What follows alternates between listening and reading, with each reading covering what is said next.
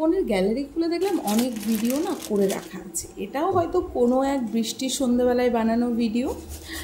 প্রথমে চিকেনগুলোর মধ্যে আমি আদা আর রসুনকে গ্রেট করে দিয়ে দিয়েছি, আর দিয়ে দিয়েছি গোলমরিচের গুঁড়ো। তারপরে চিকেনটাকে একটুখানি মাখিয়ে রেখেছি 10 মিনিটের জন্য, আর সবজিগুলোকে কেটে নিয়েছি। এবার চিকেনটাকে জাস্ট একটুখানি সটে করে নেব, যাতে আমার না চিকেনে বা মাটনে সব কিছুতে খুব বেশি স্মেল লাগে, তো সেটা যাতে না আসে। এবার চিকেনটাকে সামান্য একটু তেলের মধ্যে সটে করে নিয়ে আমি দিয়ে দেবো প্রথমে গাজর, পেঁপে আর আলু, কারণ এই 3টে জিনিস সিদ্ধ হতে কিছুটা সময় লেগে যায়। তার মধ্যে আমি গ্রেট করে দেব হচ্ছে আবার কিছুটা রসুন আর কিছুটা আদা। এর মধ্যে পেঁয়াজ আর লঙ্কাটাও দিয়ে দিয়েছি। কোনো কিছু একদম ডিপ ফ্রাইয়ের মতো ফ্রাই না, জাস্ট সটে করে নেব।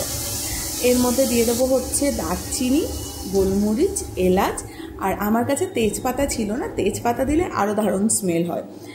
নুন দিয়ে দিচ্ছি। আর এটা যখন ফুটছিল না, লিটারালি মানে এখনও মনে করলে দারুণ স্মেল আসছিল। এরপর অল্প একটু কর্নফ্লাওয়ার নিয়েছি, ভীষণ অল্প কর্নফ্লাওয়ার নিয়েছি। সমস্ত সবজিগুলো সিদ্ধ হয়ে গেলে আমি কর্নফ্লাওয়ারটাকে রেখে দিয়ে তার মধ্যে দিয়ে দেবো হচ্ছে বিনস, ক্যাপসিকাম আর টমেটো। এগুলো সিদ্ধ হতে খুব একটা বেশি সময় লাগে না, তাই আমি এগুলো লাস্টের দিকে দিয়েছি।